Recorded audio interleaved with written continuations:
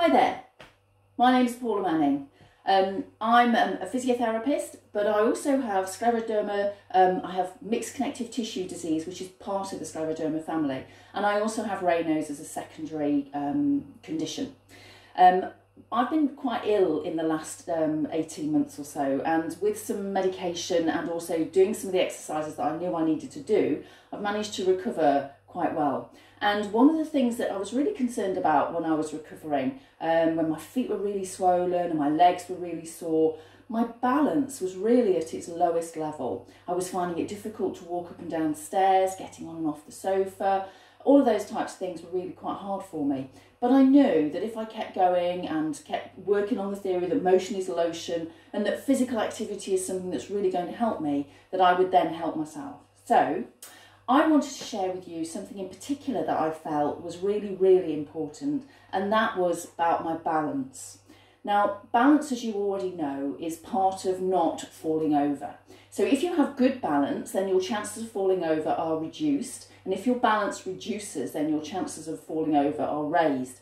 And what we want to do with this video is hopefully help you understand that there are exercises that you can do to either maintain your balance level or to actually help improve it. And these are some of the exercises that I did when I was working in the community with the patients that I used to go and see. So I thought I'd share them with you. That's on the next video. This bit is just going to just run through some of the safety things that we need to think about when we're preparing to do any sort of form of exercise within the home environment. So we've got a bit of a checklist here, and I've written stuff down just to remind me, so excuse me if I refer to it. So the first thing we've got to do is make sure that we've given ourselves a nice clear space to work in. That we've got a chair that we're going to use, we'll actually use it in our exercises, but also if you're feeling a bit not quite right, you can sit down as well. I'm not expecting these exercises to be at any sort of upper level of exertion. Your heart rate will go up a little bit when you're doing the sit to stand work, but apart from that, it should be fairly steady. So we've got our chair, we've got our firm surface. Hopefully it would be a great idea to have a glass of water handy, simply to help with hydration, but also, I don't know about you, but I really suffer from a dry mouth when I'm doing anything really since I've become ill. The other thing is that I've got some really nice steady shoes on. So the shoes we recommend are either ones with laces, and trainers are often the best ones, or some really firm, sturdy slip-on shoes. So that's a good idea. So don't put your slippers on, they tend to be a bit sloppy and don't fit well, but be sensible.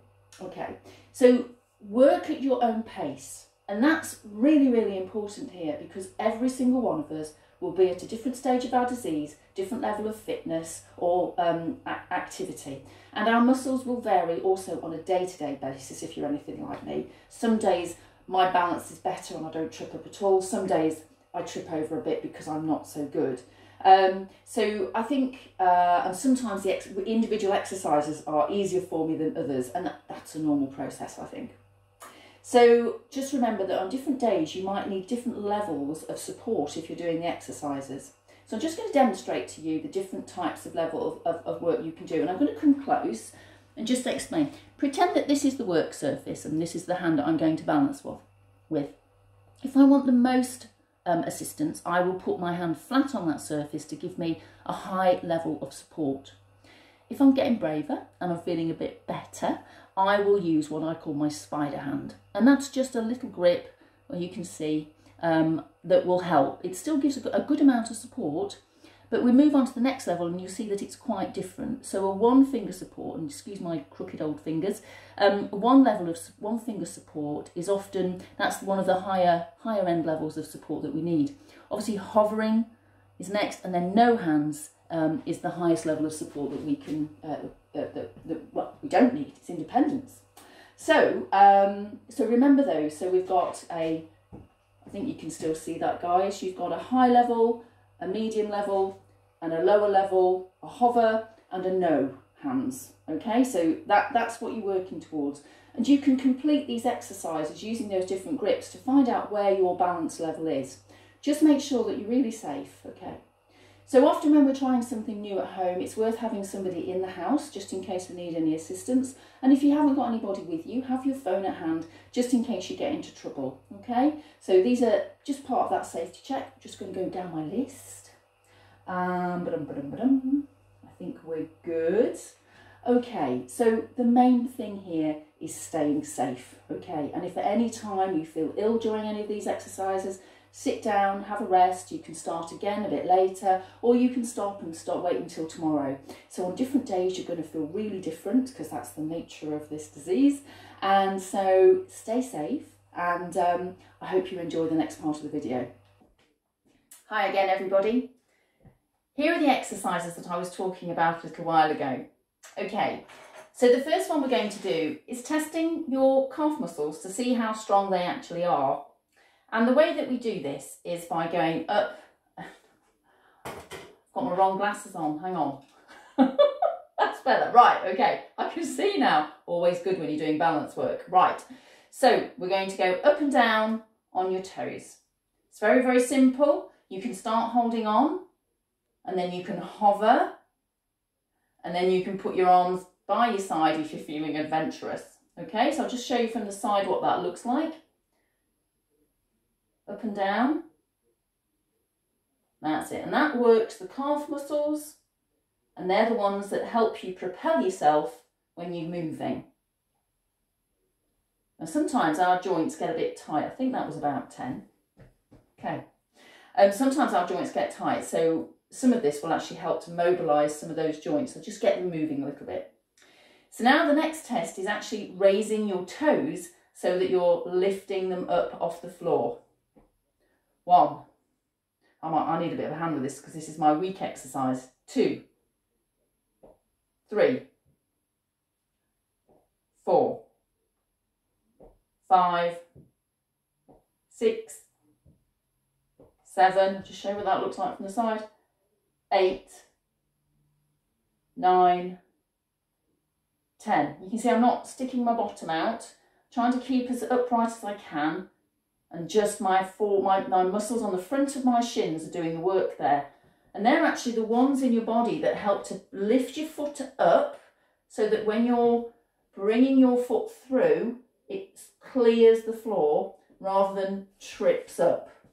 So that exercise is really, really important, and still one I find tricky. So the next one you're going to do is sit to stand. Okay, right, so this is where you need your chair. I'm going to go sideways to start off with. And we're going to do 10 of these. So you're going to shuffle to the front of the chair a little bit, and then you're going to go 1. So right up to the top, extend your shoulders back and down.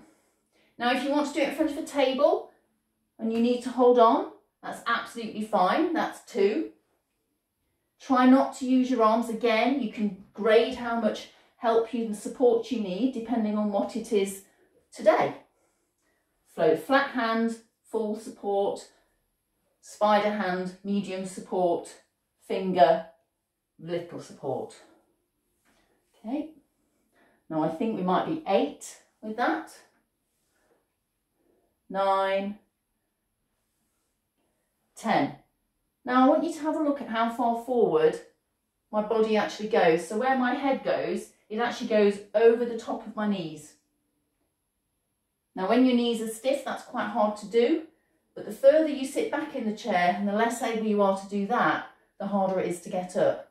So it's really good to practice even if you can only do that. I'd be love to see that, because then it can progress to a bit higher as you get stronger, and then from there up. And even if you manage 1, that's great. It's a start. Okay. I'm going to put my chair away. I don't want to get any in my way. Okay, so the next thing I'm going to do now is actually practice standing in stride position. Just move a little bit further back because I don't know whether you can see me. And I'm going to just move sideways.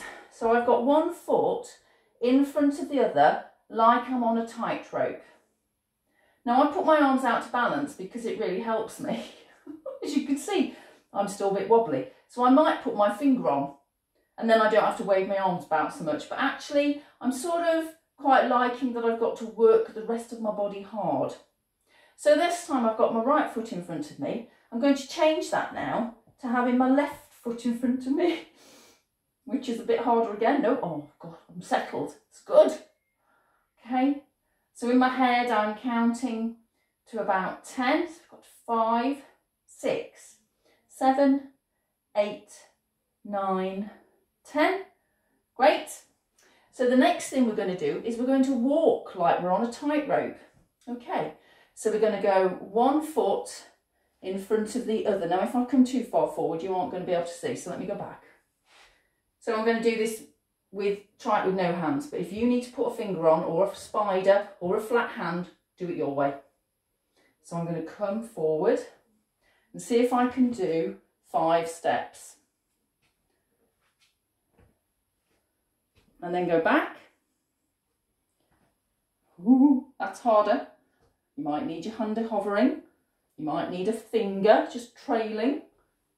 Whatever it is, if you can do it, that's great. Well done, guys. So the next one is standing on one leg. Okay, right. Now I've been practicing this one, so I'm really hoping I've got better at it. So I've got my leg up. 2, 3, 4, 5, 6, 7, 8, 9, 10. My top tip for this one is stare at something that's not moving. Okay, you ready? Change legs.